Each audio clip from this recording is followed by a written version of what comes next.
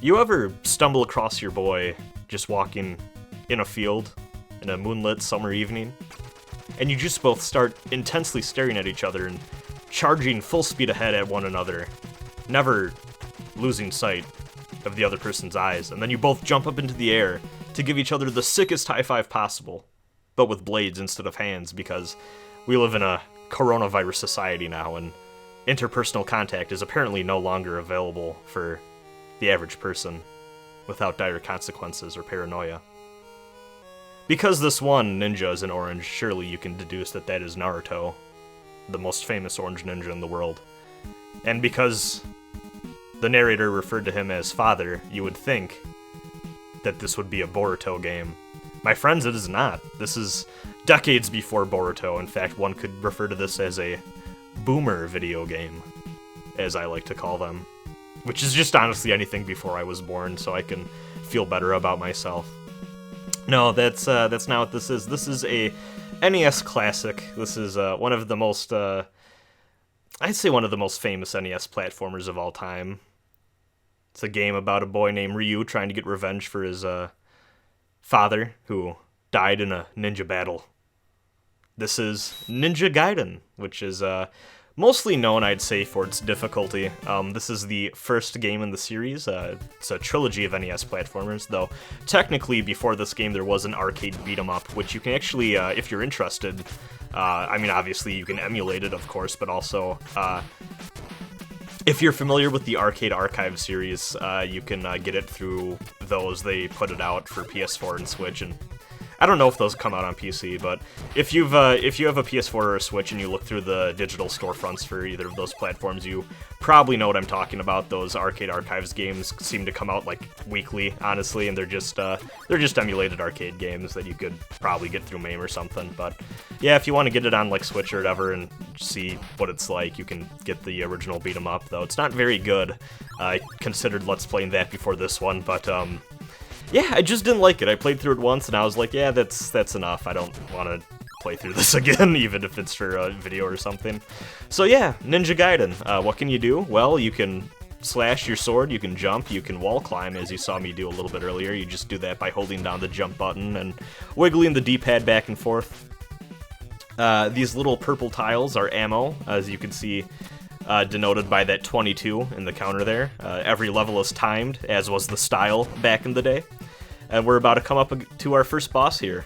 So because we have the Spin Slash, which is one of the many power-ups in this game, though there's not really that many, the Spin Splash just destroys bosses, as you just saw, so wasn't a very interesting first boss fight, and it's not going to be a very good second one either, as you're going to see soon. But yeah, this is just a very fun game that I honestly wish I played a little bit earlier in my life, but I don't know. I had an NES, and I had a good amount of games for it, but never had Ninja Gaiden, never played it or anything, never rented it back in the day. So I didn't really give this much of a go until a few years back, and I've always meant to give the rest of the series more of my attention to, but that never happened. Our boy Ryu just got shot. One thing this game is actually known for, other than its, depressing difficulty, or demotivating, I should say, difficulty, is this was one of the... I think I've seen a lot of people credit this game as like being the first with cutscenes as we think of them today, though I've also seen that contested and say like, no, they've been around for a while before this game. It's just that this was one of the first real mainstream ones, so a lot of people were first exposed to it here. But you can't really deny that there's a cinematic edge or style in here that I think really made this game stick out at the time, and really, I think really stuck in people's minds. It kind of has elements of weird ninja stuff, espionage, noir. It's a weird mix of a lot of different cinematic styles. It's the best part of early video games, right? They're just so often like all over the place because they just took what was cool from whatever was popular in pop culture at the time and just kind of mishmashed it together. So yeah, in each of these stages there's these different candles or lanterns, or sometimes there's basically these different types of like item containers They kind of vary in aesthetic between stages, but most of the time they're kind of flames like this. And they'll either drop, you know, little bags that, as far as I know, all they really do is they add to your score, which, I mean, I don't really care about, to be honest. I've never cared about scored games. That was, those days were a little before my time. Closest I've ever gotten to caring about score in video games is, like, mission rankings and character action games and stuff. This is tricky here, so yeah. Depending on where you stand, sometimes enemies can just get stuck in a loop like that where they just keep spawning in after you kill them, which can lead to some tricky situations in this game. In fact, enemy spawns and what triggers them is a very important part of playing this game well. If you're really interested, and I think I was changing over whatever podcast I was listening to there for a split second, which was the reason for the pause. You can actually get pretty good at getting enemies to fall off of ledges or spawn in weird places or even despawn if you are really good and you dick around with learning the positioning in this game. I've never really done it that much. The only place I do it is towards the end game. There's a really infamous part of this game that's really tricky if you don't play around with glitches a little bit, and it makes it far easier, thankfully. But yeah, I feel like this is a game a lot of people know by name and by its reputation, but maybe haven't taken the time to play by itself, and I think people should. And also, yeah, sometimes there's just really goofy stuff like this. One thing to keep in mind, where you have to go down ladders like that, be sure you actually go down the ladder and you don't fall. If you fall, even though it's dumb and doesn't make sense, you'll just die. You have to go down the ladder to to actually make it to the next screen without it counting as like a death or whatever. It's really silly game logic stuff like that. But yeah, if you've heard about this game and you like more challenging games or older games like this, I highly recommend you check it out. If you have a Switch and you pay for the online service, you can do what I'm doing in this video, and you can play through it just through the NES Classic library thing they have there. And yeah, I mean, you have access to rewind and save states too if you want to really take your time and play with modern amenities like that, or practice different parts of the game. God knows that I did a little practice run beforehand, and I just made a save state towards a few of the levels that gave me some, you know, a little bit of a tricky time, and I just decided to practice those before I decided to record this playthrough. Actually, technically, what you're seeing, geez, I sound like a Southerner there for a second. No offense to my Southern viewers, but I'm a Wisconsin boy at heart. What you're seeing is actually two different playthroughs I recorded today, duct taped together into one, because I played through it once kind of sloppily, and on that first playthrough, I watched all these cutscenes, and then when I finished the game, I was like, I could do better, so I decided to replay it, just, you know, with, just skipping the cutscenes and just doing all of the levels back to back. And that was a much better run. Obviously, I got some of the rust off. Even with the practice, I still felt a little rusty that first run. Walter Smith is just such a generic name, I'm sorry. But yeah, all of the cutscenes you're seeing are from my first playthrough, and I had to go back in and edit them into the second playthrough. Just don't want to reveal too much about how the sausage is made here, but sometimes when you're playing through and you're like, damn, I could do better, you don't really want to, you know, look through the cutscenes, and, you know, some of these actually take a while, which is, you know, not really just going back to this game and kind of pioneering the cutscene thing for a lot of people. They actually really take their time and, you know, dwell on some of these scenes, which I feel like even a lot of games after this or whatever were really didn't even bother with any world building or, you know, storytelling stuff like this, and they just, you know, the transition between levels was always just a very, very fast excuse to transition to the next set piece, and then you could keep playing. But no, you got a whole prophecy thing going on here with a dead demon. Never got why Shinobi was capitalized here. I mean, it's important. It's kind of like the Zelda thing where they highlight the important text in a different color, I guess.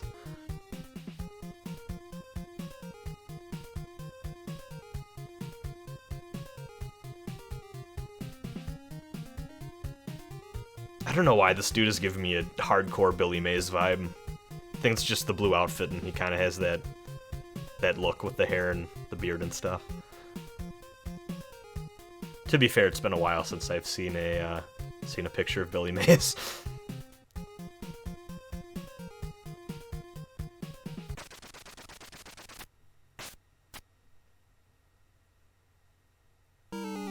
I like to think that ninja didn't know what was going on either, and was also listening to the exposition. Alright, let's leave this nice little lakeside hut that apparently the archaeologist spends all his time in, though I guess to be fair, you know, if you're out on work or whatever, you gotta stay wherever you gotta stay as a scientist. I took a few, I didn't really want to, but I took a few geology gen eds, during my stint at university.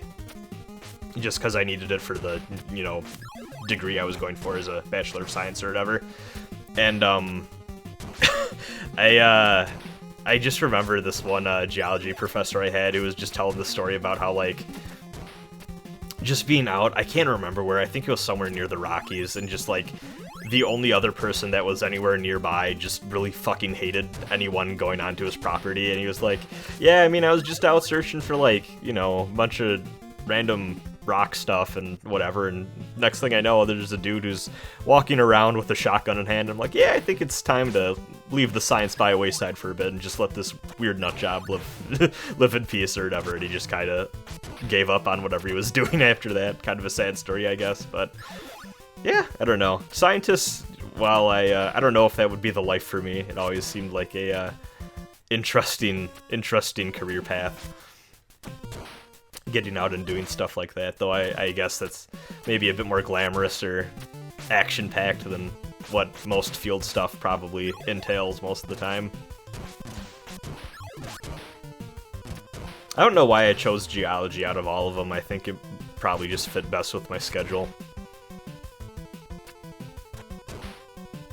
Yeah, when you start to memorize where the enemies are in this game, you can really rely on like pre-throwing your stars and stuff like that. The power-ups in this game are interesting. The ninja star I have here is a pretty good. It's the only full-screen projectile you have, honestly, so it's a pretty good item for most cases, but at the same time, you can become over-reliant on it in a few ways, and when you run out of ammo for it, it's obviously it can kind of hurt to not have that there. The Spin Slash is overall the best one in the game, but the only problem with the Spin Slash, and this boss is the first one I'm actually going to fight because I don't have the Spin Slash actually, has a very easy pattern. You just need to keep watching it jump back and forth, and I think it's every third jump or so, it's going to shoot out this weird slope of projectiles. And if you time your hits carefully, you can blow both of the mid and the lower one up at once. The top one, if you're standing, won't hit you. So yeah, with one pip of life left, managed to beat that boss, so that was good. You can kind of chase after it if you're feeling a little bit more confident and kill it faster. I've always liked to just stay on one side and just kind of take my time with it. No, but as I was saying, the Spin Slash is really the best power-up in this game, but the only problem with it is that you always activate it when you're in the air and you hit the attack button, and to just get your regular slash and not consume your energy bar or whatever, you have to hold down and B at the same time, but it's very finicky to just get the normal slash, so it's it just drains through your energy if you keep using it, and there's a lot of times where you want to go for a regular slash, but because you're kind of holding the D-pad in a weird way to get a good angle on the enemy, it can just become the regular spin attack anyways, and yeah, it can really deplete your energy if you're not paying attention with it.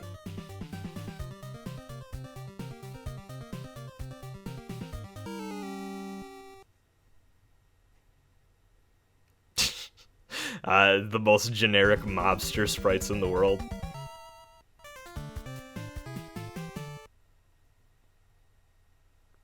We're in Act 4 and we're making progress. It's a short game once you know the ropes.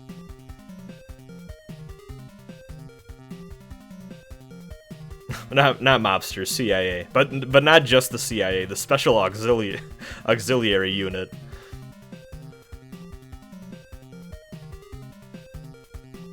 Foster is a good CIA sketchy man name, though, honestly.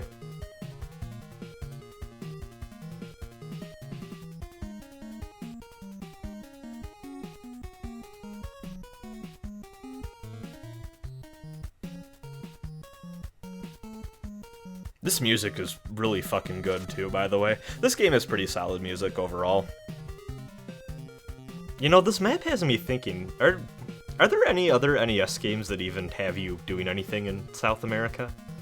I mean, I'm sure there are. I feel like there probably is something that uses, like, the rainforest as a generic platformer setting or something, but South America, I feel, is very underutilized or underrepresented in, I don't know, maybe it's just the fiction I choose to consume, most of which either comes from, you know, North America or Japan, I suppose, or, you know, obviously, Western Europe, so I don't know, maybe it's just the stuff I'm into, but I feel like I don't get enough stuff involving South America in my fiction. I also don't know how to pronounce this dude's name, so I'm just going to call him the Sorcerer, because that is, to be fair, also what he is. I think it's Jackio. Could be wrong. Actually, this cutscene has me asking a lot of questions now.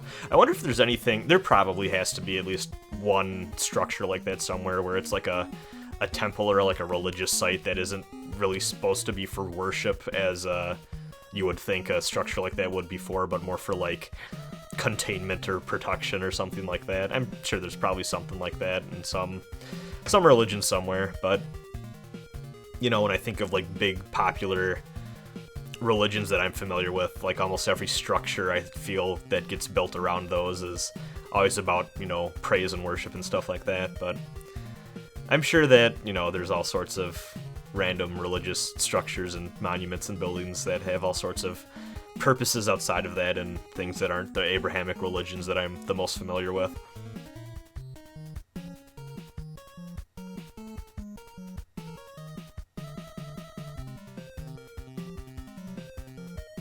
That was supposed to be a bar? Okay. If you say so, buddy.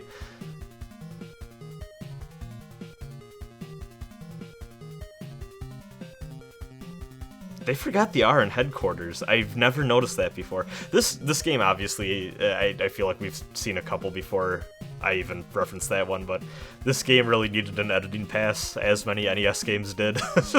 A lot of typos. I don't think there's too much English in this one, at least, which was also pretty common at the time too.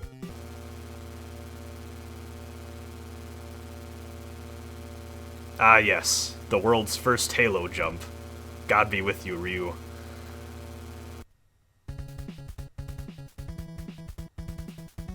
So now that we're in the swamp, I know this is supposed to be looking like the rainforest, but this is looking like the bayou to me, honestly.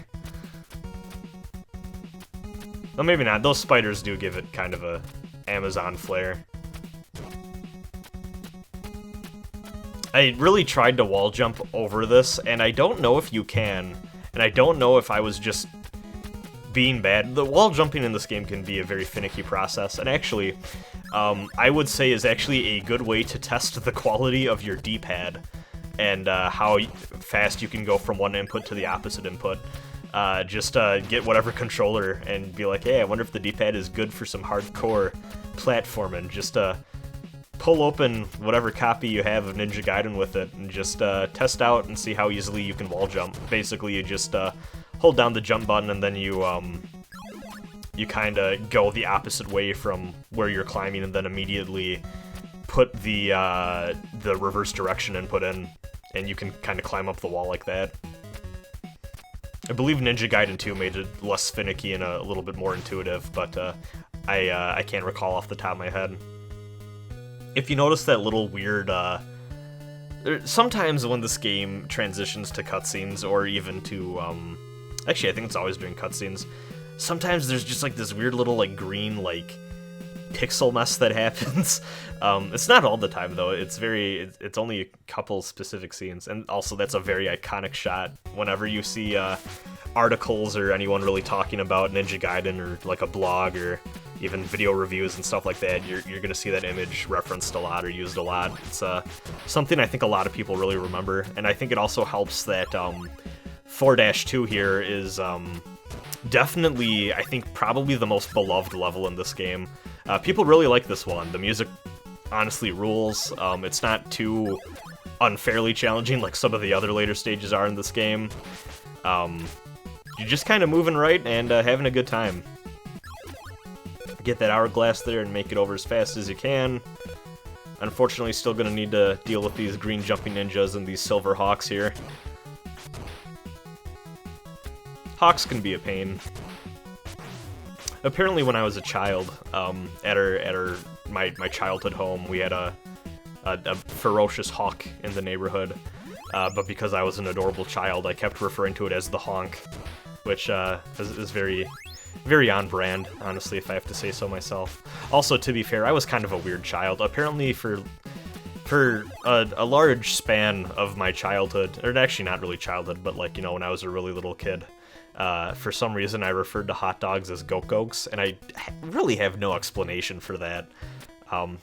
My family will reference that anytime they have the opportunity to.